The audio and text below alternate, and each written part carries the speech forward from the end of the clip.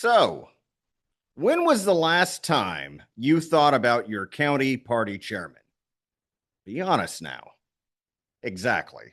Good evening and welcome to Texas Talkin, the only show where the takes are hot and somebody in Texas politics is quietly updating their resume halfway through the segment. I'm your host, Shiloh Platts, equal parts commentator, agitator, and occasional therapist for people who just realized politics is way messier than they thought.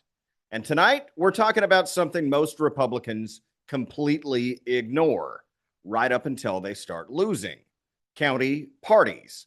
I know, doesn't sound sexy, no dramatic music, no campaign rallies, no viral moments. But here's the truth. If your county party is weak, your candidates are weak. If your county party is asleep, your turnout is asleep. And if your county party is controlled by the wrong people, don't be surprised when our side keeps coming up short in the biggest county in Texas. Which brings us to Harris County, the place where elections are won, lost, and sometimes mysteriously vanish into thin air at 2 a.m. But that's a different show. Here's the reality, folks. Republicans in Harris County don't just need a chairman, they need a fighter, not a placeholder, not an empty suit, not someone whose biggest political risk is sending a strongly worded email. They need a MAGA-aligned chairman who actually understands the grassroots, energizes voters, and treats turnout like the life or death issue that it is. Because the truth is this: Republicans don't lose Texas because Democrats are overwhelming. We lose when Republicans don't show up. And you know who does show up? Groups like Texans for Lawsuit Reform, TLR. Now, on paper, that sounds harmless. Reform. Who doesn't like reform? But scratch the surface, and what you'll often find is a group that's very comfortable shaping Republican politics from the inside, picking winners, sidelining outsiders, and making sure the right kind of Republican ends up on the ballot. And of course, by right kind, they don't always mean your kind. So while grassroots conservatives are knocking doors and trying to build momentum, you've got well-funded interests quietly pulling strings behind the scenes. It's not a conspiracy, it's a strategy. And if Republicans don't wake up to it, we're going to keep wondering why the energy never quite translates into wins where it matters most. Which brings us to 2028. Because whether people realize it or not, the groundwork for that election is being laid right now. Not in presidential debates, not on cable news, but at the county level. Block walking, voter registration, organization, turnout, the boring stuff that wins elections. And if Harris County Republicans want to matter in 2028, they need leadership that actually takes that seriously. Which brings us to Don Hooper, a candidate for Harris County Republican Party chairman who's ready to shake things up, re-engage the base, and stop letting the same old tired playbook produce the same old tired results. We're going to talk to him about what's broken, what needs to change, and whether Harris County Republicans are ready to actually fight for the future or just keep hoping things magically improve. Because if turnout decides elections, then leadership decides turnout. And that's a race worth paying attention to. So before the next election comes down to a handful of votes and a lot of regret, we're going to talk to someone who actually wants to change the outcome. Let's get dialed in.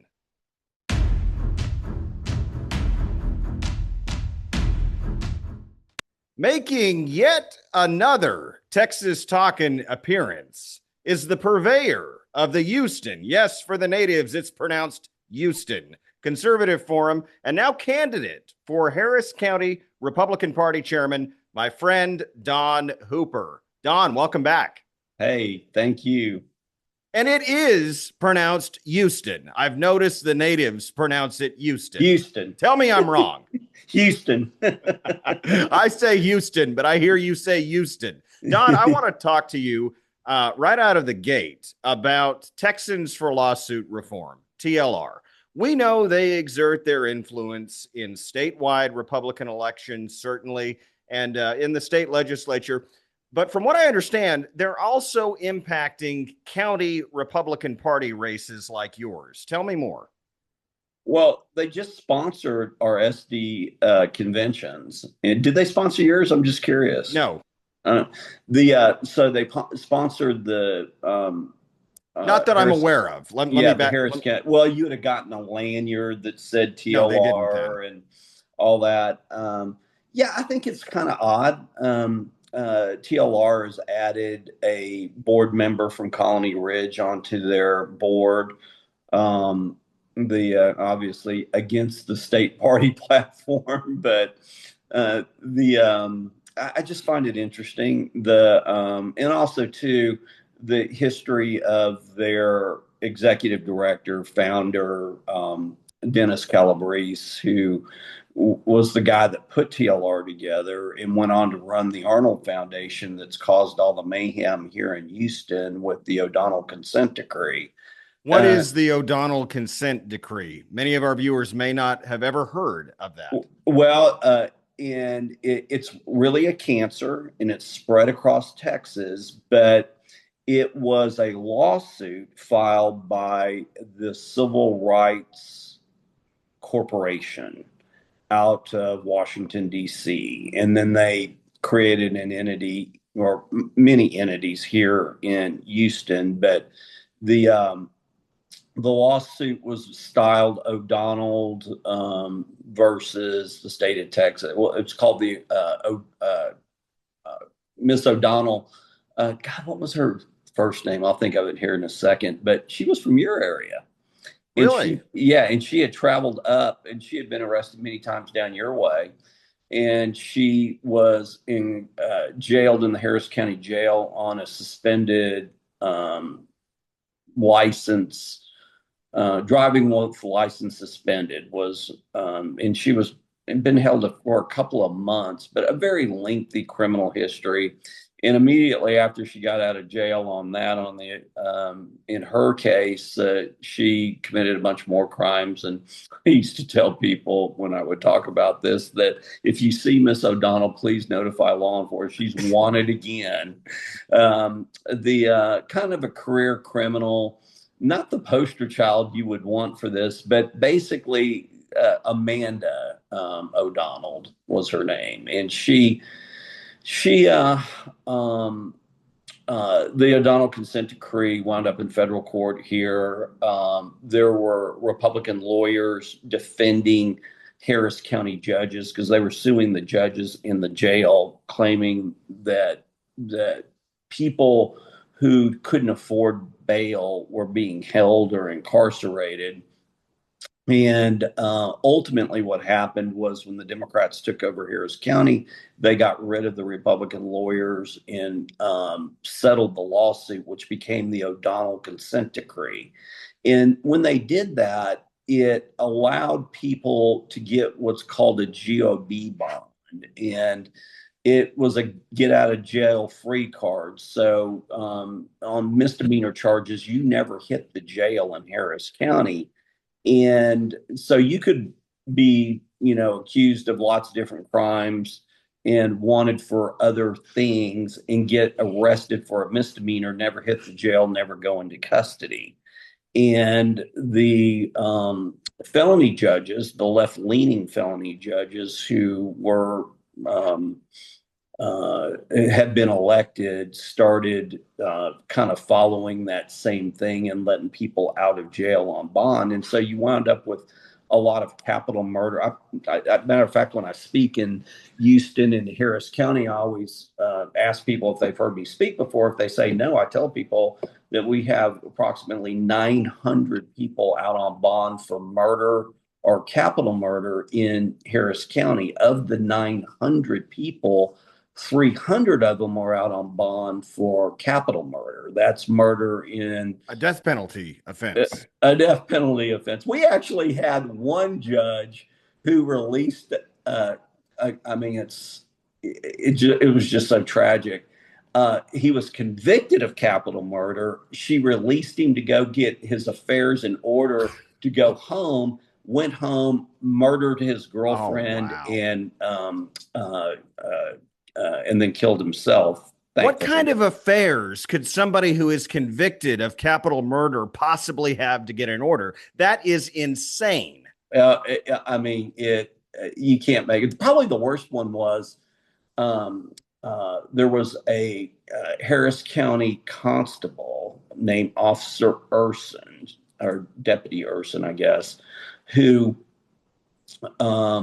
had been on duty, got off duty, uh, and was going home to, or had left his house in his uniform to go pick up to go dinner for his family. And I think this was in the middle of COVID, if I remember correctly, but it happened a while back.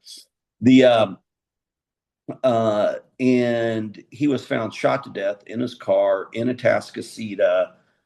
Um, and there were no real leads, and they couldn't figure it out. There were some vague descriptions of some cars, a car, and two people, but nothing, real definitive.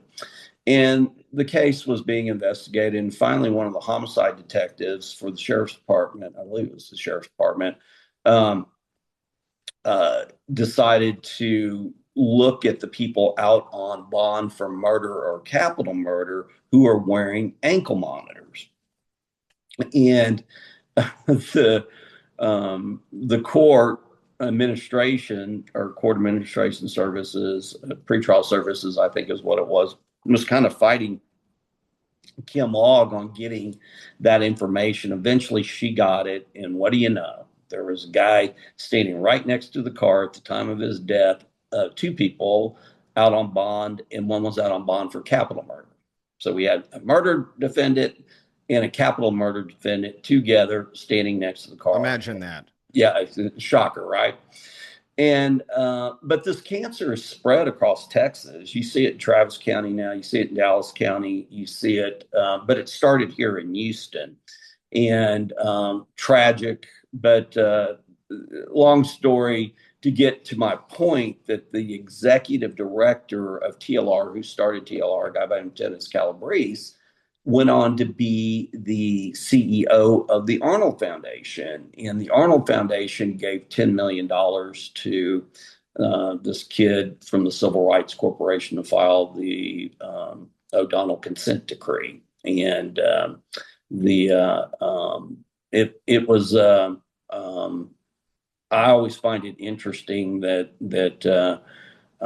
TLR had that history, and so there was lots of people that were employed by the Arnold Foundation at the time, but many of the crazy judges, or several of the crazy judges, are one of our county commissioners, Leslie Briones, worked there during that time. But yeah, I'm running against all of that. I mean, and interestingly enough, it has been overturned in the Dallas courts, and so even though our Democrats have entered into this decree, the actual court case had been turned over at this circuit. And in what was called the Daves decision, just nobody has sought to remove it here in Harris County, and it's kind of a standing issue. It really has to be a county commissioner. I will say the AG's office has intervened, and I'm hopeful they will be successful in shutting it down. So, bottom line, TLR has funneled money in various ways into the pockets of some of these soft judges who are turning loose violent criminal offenders. Is that a fair statement? Um, yeah. Well, yeah, no. I would say the guy that started TLR in the very beginning, the executive director of TLR, went on to become the CEO of the The Arnold Arnold Foundation. The Foundation. Arnolds did. I don't know that TLR has ever given money. Well, they probably have. The Arnolds have probably given money to him. The Arnold Foundation is a $5 billion nonprofit entity that operates here in Houston by John and Laura Arnold. They're part of that group of, you know, I would argue Marxists that have this Marxist ideology that we're going to create chaos and we're going to let all the people out of the jails. We're going to let all the people out of the prisons. It's kind of that philosophy. So how is TLR then tied into these, like your race, for instance, the county party chairman race? You had mentioned they sponsored your SD convention Well, down that yeah, way. and they What do give you think money. their angle is? What are they trying to perpetuate here? Well, TLR in 2024, by far and away was the largest contributor statewide to candidates. I think when I stopped counting in the 2024 election, they had given $98 million to candidates. But that's kind of typical for them in an election cycle. They're always going to be the largest givers.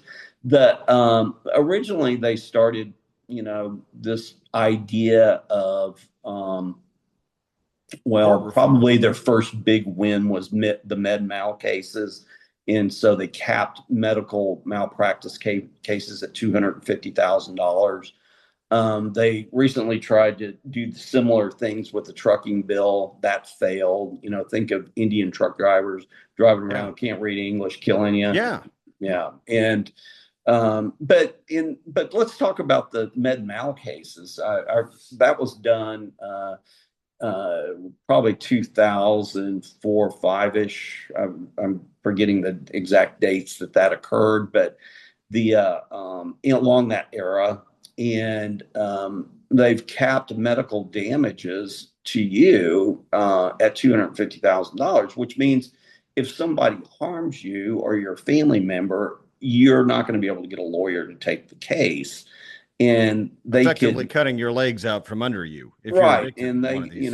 they could be as, horribly wrong in what they have done to you or cause serious damage, a doctor, and there's just no way to recover damages anymore. And so you don't get the lawyers doing it. But, whenever you do something like that, what is the impact?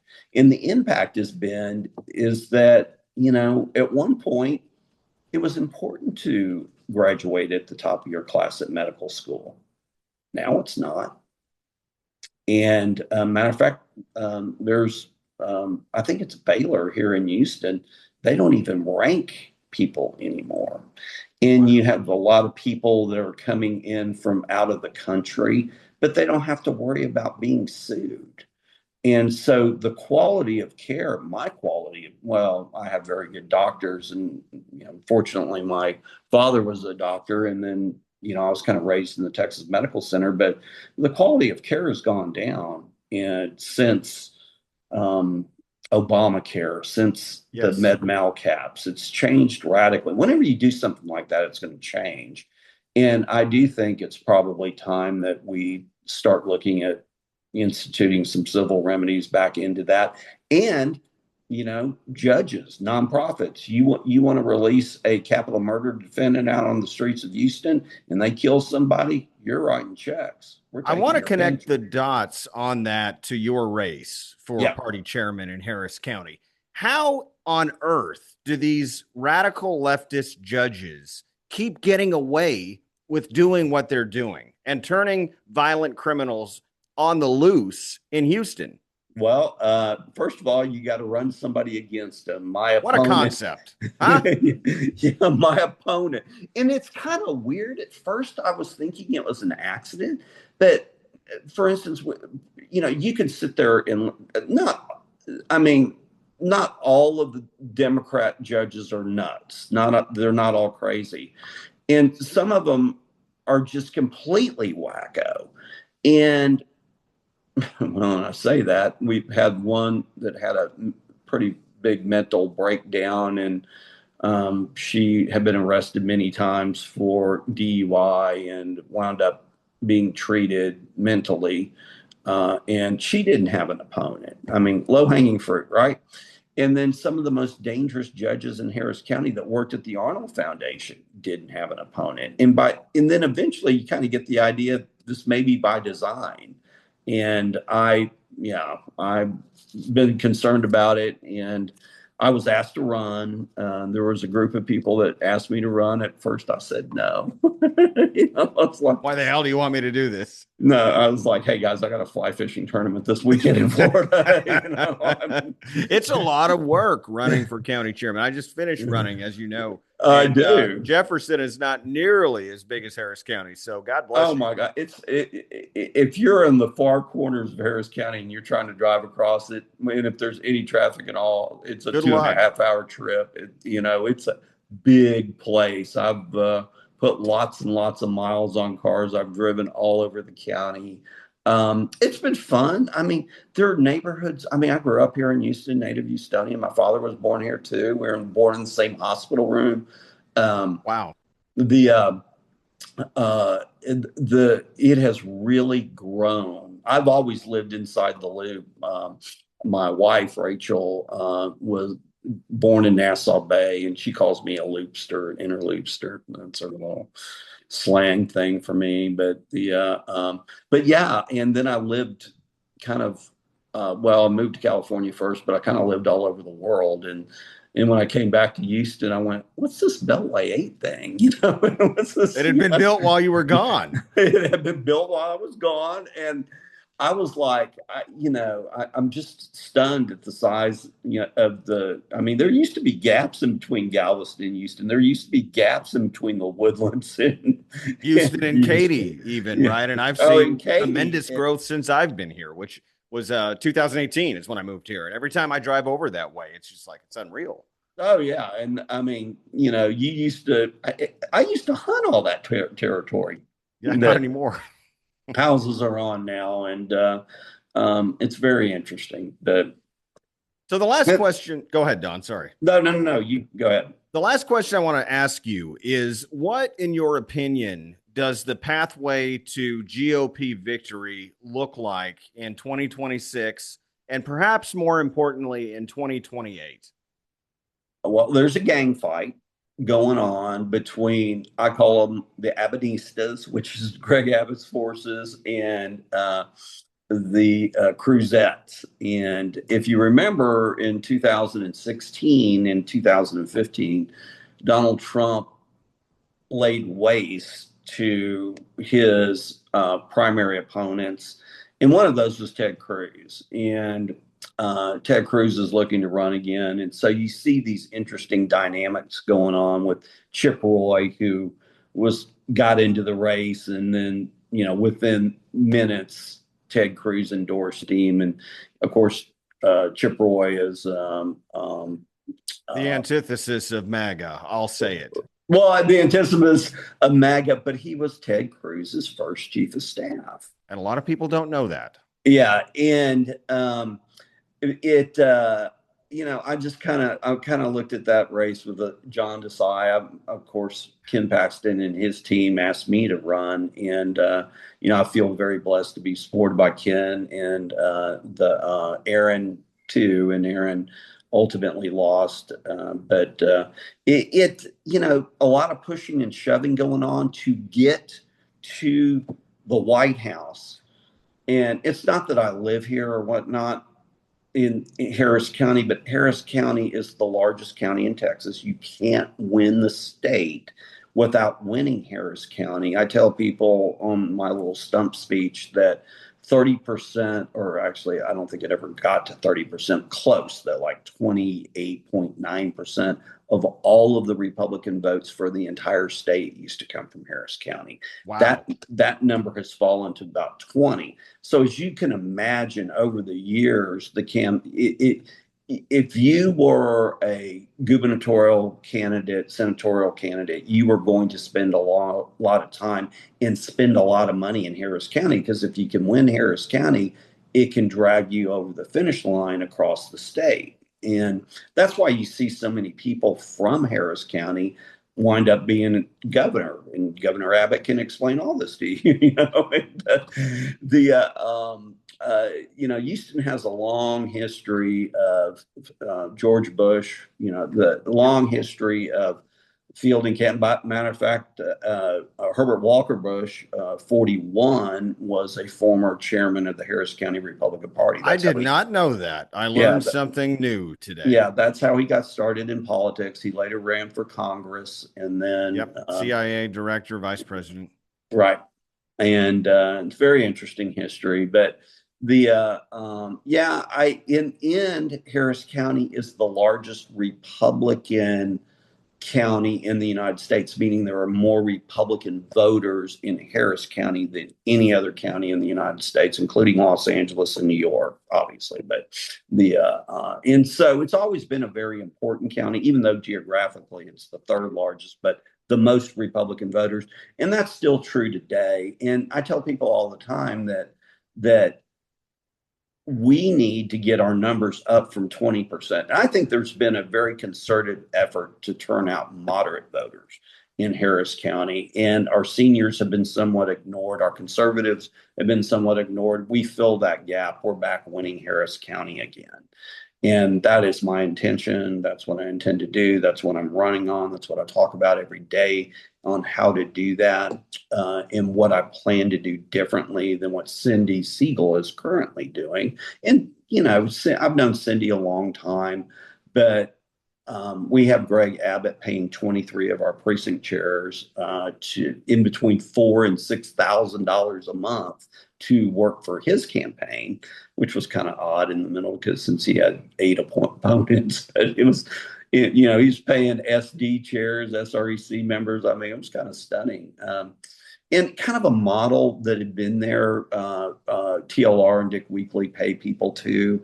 You have to sign a non-disclosure agreement to work with them. I don't think Abbott, well, I've never not been told. People who work for Abbott have been real upfront about it and telling people, hey, I'm working for the Abbott campaign. But, it's kind of odd that that's occurring. I think Abbott wants to turn out moderate voters. He has a big program going on right now to turn out or put HD House candidates in some of our most liberal areas against Herbert Vo, against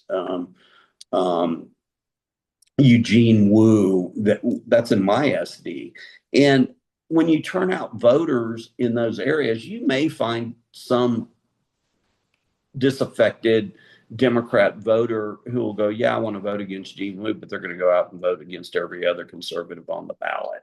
And that in the past has not turned out well for Harris County. And I want to put that practice to an end because before Paul Simpson was elected in 2014, we never did that. The county never marketed to people with Democratic voting histories. That all changed after Simpson got elected, and then Cindy followed him. Well, there was Keith Nielsen in the middle, but Keith was only here a couple of months before he left office. But the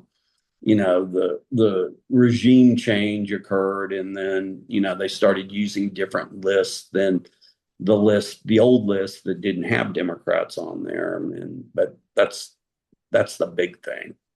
So where can people go if they want to contribute or learn more about you and your candidacy? Oh, so I have a website, Don Hooper for Party Chair, Don Hooper for Chair.com. So Don Hooper for Chair.com. Well, Don, it probably goes without saying, but I'm going to say it anyway. You, of course, have my complete, full, and total support and endorsement. I wish you nothing but the absolute best. Hopefully, Harris County can elect some change. I want to thank you for taking time to come on and talk to us. Thank you, Charles. Great seeing you. That's a new hat, right? No, I've had this hat for years. I just switch them up occasionve Oh, okay. This is my black felt. Sometimes I put on a tan one. I know because I've got a silver belly. I've got a couple of straws, and just change things up every now and then. But I like the black one. Yeah, I like the black one too. It's my favorite one out of all of them. But, all right. Well, God bless you, sir. God bless you. God continue to bless the great state of Texas. Thank you so much for having me. Thank you for helping us keep Texas talking. All right. Stay dialed in to interviews and content just like this by clicking that follow button on my Facebook page, or hit the subscribe button to learn more about exclusive access that you won't want to miss.